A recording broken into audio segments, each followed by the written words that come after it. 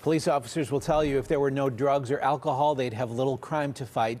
And it seems there's truth to that. In Pennsylvania prisons, more than half of all inmates have a history of substance abuse. But now, what may be an answer to dealing with addiction and the root cause of crime, Suboxone.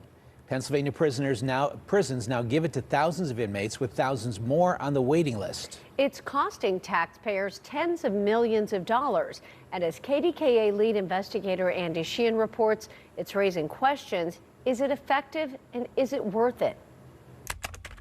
How long have you been using heroin? Long time. They've been driven to crime to feed their addiction and have landed behind bars, strung out and going through withdrawal.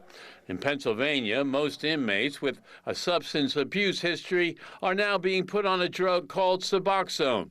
Like methadone in the past, it's meant to ease them off opioids like heroin and fentanyl. Inmates seen here in the Philadelphia prison system say it allows them to function. It keeps me focused now. I have no withdrawal, whatever. I don't even have the urge to want to get high.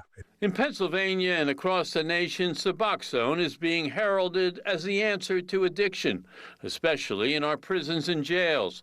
Once on it, proponents say those with substance use disorder run little chance of overdose and are more likely to seek recovery when they leave prison, making them less likely to return. We have no stronger evidence in addiction treatment, less risk of overdose, more likely go to treatment, less likely to go to a hospital. But critics say Suboxone is no miracle cure, and that inmates and others are merely trading one addiction for another at the public's expense. They've created a world full of dependent people on another substance. So what have you really done? You haven't accomplished anything. Like other prison systems across the nation, the Pennsylvania Department of Corrections is all in on Suboxone.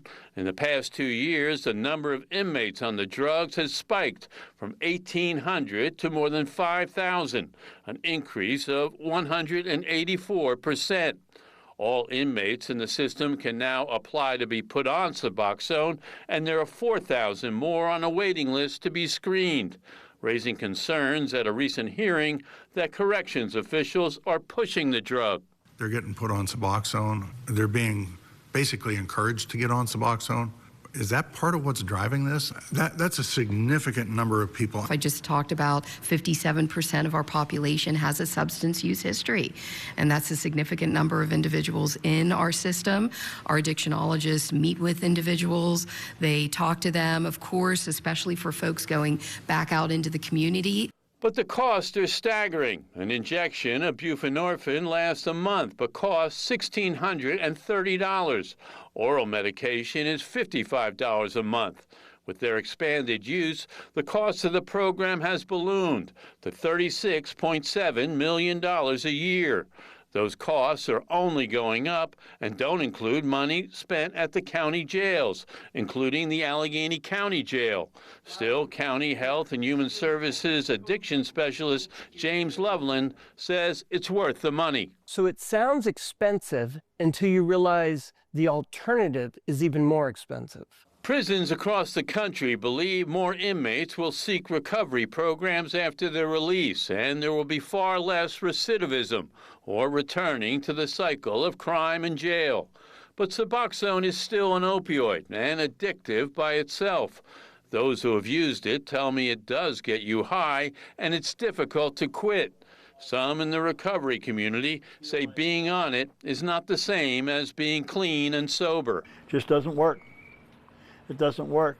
12 years ago, Jim Antel opened this recovery house primarily for ex-inmates here on the north side.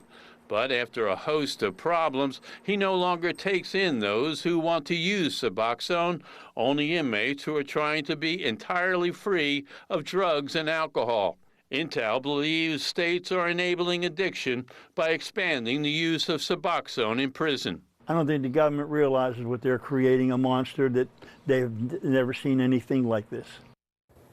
And so this is a big experiment on the prison population. If successful, more inmates will pursue a path of recovery and become productive citizens, turning away from a life of crime. If not, the government says that they're spending millions of dollars, and critics say they're keeping people addicted. That involves probably a quarter of the population in jail, Ken. Yeah, so this program, medication-assisted treatment for inmates who have opioid disorders, not just limited to Pennsylvania either. No, this is happening all across the country, and it's basically coming from the federal government. The Department of Justice believes this is the answer to treating addiction and breaking this cycle of crime and punishment. That all remains to be seen. Yeah. All right. Andy Sheehan, thanks much. Thanks.